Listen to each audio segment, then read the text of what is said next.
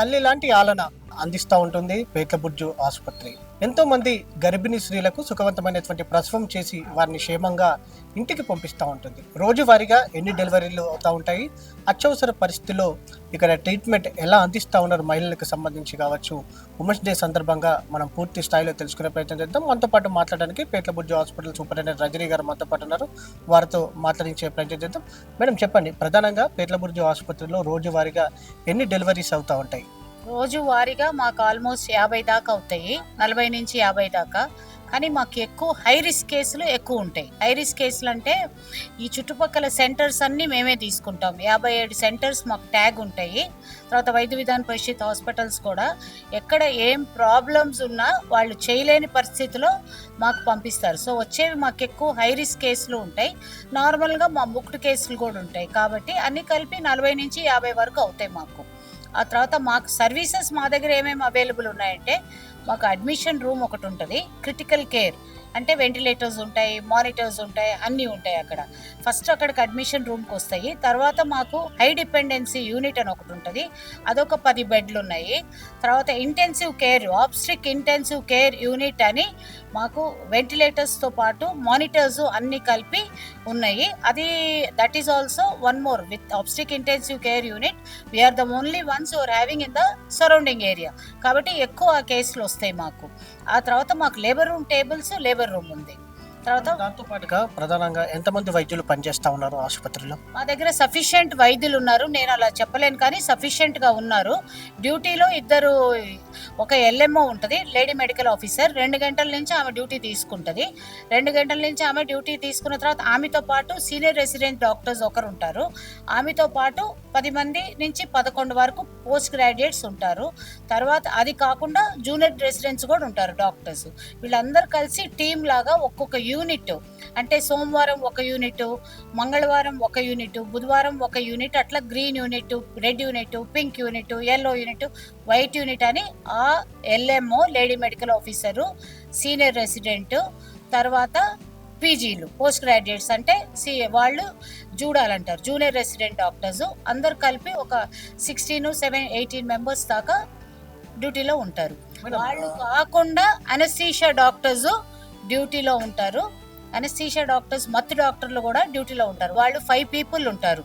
తర్వాత మాకు ఇంకొకటి ఏంటంటే, మా lab will run 24 hours lab ఉంది మాకు. మాకు బ్లడ్ బ్యాంక్ ఫెసిలిటీ కూడా కంప్లీట్లీ ఫుల్లీ 24 hours ఉంటుంది. అది రోజు ఉంటుంది బ్లడ్ బ్యాంక్. ఎప్పుడైనా బ్లడ్ ఈజ్ అవైలబుల్, ఎప్పుడైనా ల్యాబ్ ఇన్వెస్టిగేషన్స్ ఆర్ అవైలబుల్. దేనికి మీరు, నేను మీ ద్వారా కూడా I want to tell the public, don't go out side and go to private clinics for anything. అన్ని అవైలబుల్ ఉన్నాయి మేడం. దాంతో పాటుగా ఓ తల్లి ఓ బిడ్డకు జన్మనిస్తే వారిద్దరికి పునర్జన్మను ప్రసాదించేది వైద్యులు, వైద్య సిబ్బంది. మీకు ఎలా అనిపిస్తూ ఉంటుంది? ప్రధానంగా ఈ ఆసుపత్రిలో ఒక తరానికి జన్మనిస్తారు కాబట్టి వారికి మీరు వైద్య సేవలు అందిస్తారు కాబట్టి మీకు ఎలా అనిపిస్తూ ఉంటుంది? నాకు ఎలాగ అనిపిస్తుందంటే, నాకు ముఖ్యంగా తల్లి బిడ్డ క్షేమంగా ఉండాల. మెయిన్లీ తల్లి. ఎందుకంటే ఉమెన్ అంటాము మనం, లేడీ, మదర్, చైల్డ్. మదర్, మా చైల్డ్ కూడా కాదు, mother is the backbone for the family. ఫ్యామిలీకి mother backbone, and lady, women is the backbone even for the society. ఒక కుటుంబం మంచిగా ఉండాలా, ఒక కుటుంబంలో పిల్లలు సంస్కారంగా పెరగాల, పిల్లలు బాగుండాలంటే తండ్రి ఉద్యోగం చేసుకొని తండ్రి బయట ఉంటాడు, తల్లే ప్రధానం. తల్లి లేని కుటుంబం అంటే అది ఇంకా మనం దాన్ని చెప్పలేము. It is like as good as gone to ఇదనమాట. అందుకని మేము ఎప్పుడు ప్రయత్నించేటప్పుడు తల్లిని చాలా జాగ్రత్తగా, తల్లి బిడ్డ ఇద్దరు మాకు ముఖ్యం. కానీ వర్స్ట్ కేసు వచ్చి తల్లి బిడ్డని బతికించాలనుకుంటే తల్లికే ప్రాధాన్యత ఇస్తాం. ఎందుకంటే తల్లి ఉండాల, తల్లి లేకపోతే పిల్లలకి చాలా కష్టం. Lady is very very important. అది లేని వాళ్ళకి తెలుస్తుంది ఆ బాధ. అందుకని మేము తల్లి బిడ్డ ఇద్దరు రావాలంటాం. తల్లి కూడా, బిడ్డ వస్తే చాలా సంతోషంగా ఉంటుంది, కానీ అది ఏంటంటే అప్పటి వరకు ఆమె అనుభవించిన బాధ అన్నీ మర్చిపోతుంది తల్లి. బిడ్డను చూడగానే, డెలివరీ అవ్వగానే అన్నీ మర్చిపోతుంది, మర్చిపోయి బిడ్డను తీసేసుకుంటుంది. అప్పటి వరకు అనుభవించిన నొప్పి, అనుభవించిన కష్టము, ఆ బ్లీడింగు ఏది ఆలోచించదు. అరే నేను బతికేనో లేదో నాకు తెలియదు, నా కొడుకునో కూతురునో నేను చూసుకున్నా, అది ఇంపార్టెంట్ అనుకుంటుంది ఆమె. మహిళల ప్రాధాన్యత కలిగినటువంటి వైద్య సేవలను ఇక్కడ అందిస్తూ ఉంటారు. కేవలం డెలివరీస్కి సంబంధించి కాకుండా ఇంకా ప్రధానంగా ఏవే వైద్య సేవలు అందిస్తూ ఉంటారు? మేము సారు మన హానరబుల్ హెల్త్ మినిస్టర్ గారు ఎన్సిడి క్లినిక్స్ అని స్టార్ట్ చేశారు, నాన్ కమ్యూనికబుల్ డిసీజ్ అని. ఆయన ఉద్దేశం ఏంటంటే ఒక మహిళ ఒక్కసారి హాస్పిటల్లోకి వచ్చిందనుకో ఆమెకి A to Z అన్ని సేవలు అయిపోవాలా. ఇప్పుడు ఇక్కడ బీపీ చూసాము, నువ్వు ఎక్కడికో పోయి షుగర్ చూయించుకోపో, ఎక్కడికో పోయి నీ థైరాయిడ్ చూయించుకోపో, అట్లా ఉండకూడదు. మా దగ్గర అన్ని సేవలు available, A to Z. Scan దగ్గర నుంచి స్కానింగ్ ఉంది, ఎక్స్రే ఉంది, మ్యామోగ్రఫీ ఉంది, బ్రెస్ట్ స్కాన్ ఉంది, తర్వాత ఏంటంటే మన IVF ఉంది, తర్వాత అన్ని సర్జరీస్ చేస్తున్నాము. ఎండోక్రైనాలజీ ఉంది. ఎండోక్రైనాలజీ అంటే షుగరు, బీపీ, థైరాయిడ్కి అన్నిటికీ ఉంది. మా దగ్గర అన్ని సేవలు ఉన్నాయి A to Z. Like something like NCD ఆరోగ్య మహిళకి ఆరోగ్యం ప్రధానం. అట్లా అన్ని సేవలు ఒకసారి మా దగ్గరకు వస్తే అన్ని సేవలు చేస్తాం మేము. ఏది ఇది లేదు అనేది లేకుండా అన్నీ చేస్తాం. ఇప్పుడు రీసెంట్గా IVF స్టార్ట్ చేసాము. అది యాక్చువల్లీ వరం, గవర్నమెంట్ ఇచ్చింది వరం, అది యూటిలైజ్ చేసుకోమని. కొన్ని ఆటుపాట్లు ఉంటాయి స్టార్టింగ్లో, like something like a teething problem, కానీ అవి కూడా మేము ఓవర్కమ్. ఎందుకంటే మా గవర్నమెంట్ ఇప్పుడున్న ప్రధానంగా మినిస్టర్ గారు విజన్ ఎక్కువ ఆయనకి. He wants to do something. He wants all the hospitals, government hospitals, to be in par with the corporate sector. So అన్ని సేవలు అవైలబుల్ ఉన్నాయి. మేడం, మీరు ఇన్స్టిట్యూట్కి పెద్దగా ఉన్నారు. అట్ ఏ టైం అటు కుటుంబ బాధ్యత, ఇటు ఇన్స్టిట్యూట్ బాధ్యత, ఎందుకంటే చాలా పెద్దదైనటువంటి బాధ్యత. ఎలా కోఆర్డినేషన్ చేస్తూ ఉన్నారు, ఎలా బ్యాలెన్సింగ్ అవుతూ ఉంటుంది? నాకు ఇదే కుటుంబం అనుకుంటా. నేను నా ఇన్స్టిట్యూట్, నా స్టాఫ్, నా కుటుంబం అనుకుంటా. నాకు ఒకటే ఏంటంటే, ఇప్పుడు మనకి కోపాలు వస్తాయి, ఎందుకంటే ఒక్కోసారి మేము కూడా స్ట్రెస్లో ఉంటాం. ఇంత పెద్ద హాస్పిటల్ నడుపుతున్నప్పుడు అవతల వాళ్ళు అర్థం చేసుకోవాలి, అంతే. నా విన్నపం ఏంటంటే అవతల మన ఎంప్లాయీస్ మనని అర్థం చేసుకోవాలి. ఎంప్లాయీస్ అందరినీ నేను ఎలా చూస్తానంటే, మనమందరం ఒక టీము, మనమందరం కలిసికట్టుగా చేసుకుంటేనే ముందరికి పోతుంది. నేను ఒక్కదాన్నే కాదు, లేకపోతే ఇంకెవరో గొప్ప కాదు, ఇదంతా కలిసికట్టు టీమ్. మనం ఇంట్లో ఎలా మనం టీం లాగా ఇంట్లో మన పిల్లలు, మన సంసారం, మన హస్బెండ్ అని మనం చూసుకుంటామో, నేను మా వాళ్ళందరికీ విజ్ఞప్తి చేస్తుంటా వచ్చినప్పుడల్లా, ఇది కూడా అలాగే చూసుకోండి అమ్మా, అలాగే ఉండండి, కలిసిమెలిసిగా ఉండండి, ఒకరికొకరు సాయం చేసుకోండి, ఒకరికొకరు తోడు ఉండండి. ఎందుకంటే మనకి ఇంట్లో ఎప్పుడు చిన్న చిన్న ప్రాబ్లమ్సే ఉంటాయి, హస్బెండ్తో ఉంటాయి, పిల్లలతో ఉంటాయి. ఇక్కడికి వచ్చి అన్నీ మర్చిపోయి మీ కొలీగ్స్ తోటి అందరితోటి హ్యాపీగా ఉండండి. ఎందుకంటే నాకు రెండు బ్యాలెన్స్ చేయాలంటే స్ట్రెస్ ఉంటుంది. As a mother, as a daughter in law, as a daughter. Lady ఒక్క పని కాదండి, ఆడ లేడీ ఉమెన్ చేసేది. She is a daughter first, తర్వాత she becomes a daughter in law of a house, కోడలు అవుతుంది ఒక ఇంటికి, తర్వాత చిల్డ్రన్కి మదర్ అవుతుంది, తర్వాత అత్త అవుతుంది, తర్వాత గ్రాండ్ మదర్ అవుతుంది. ఇవన్నీ రెస్పాన్సిబిలిటీస్ లేడీస్కి ఎక్కువ ఉంటాయి.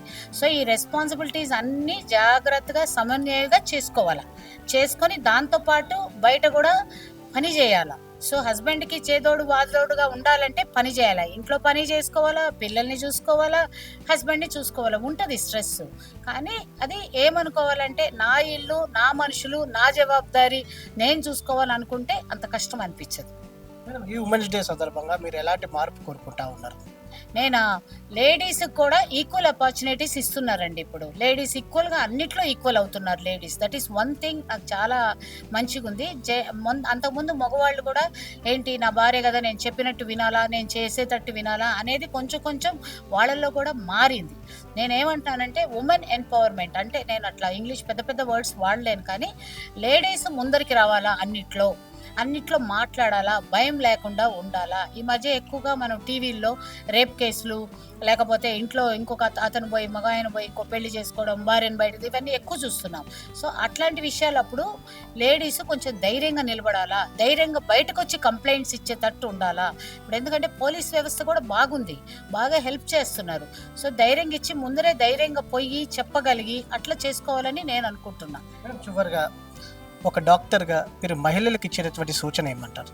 మహిళలకు ఒక డాక్టర్గా నేను ఇచ్చే సూచన అంటే, ఆరోగ్యం ముందర కాపాడుకోండి.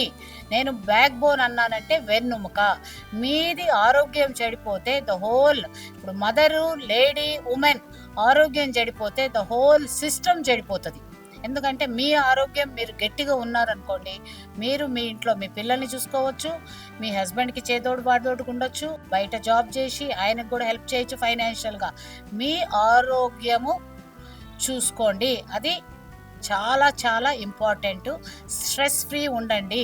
ఏదున్నా మీరు మనసులో పెట్టుకోకుండా మీ హస్బెండ్కి చెప్పుకోండి, ఆయనతోటి షేర్ చేసుకోండి, ప్రాబ్లమ్స్ షేర్ చేసుకోండి. మీరు ఎక్కడ పని చేస్తున్న ఇన్స్టిట్యూట్లో కూడా మీ బాస్ తోటి షేర్ చేసుకోండి. సార్, మేడం, నాకు ఈ ప్రాబ్లం ఉంది, నాకు హెల్ప్ చేయండి అని ధైర్యంగా ముందరకు వచ్చి చేసుకోండి. ఇది నా సూచన. Don't go to any other source. మీ సిస్టంలోనే మిమ్మల్ని మీరు ప్రొటెక్ట్ చేసుకోగలరు.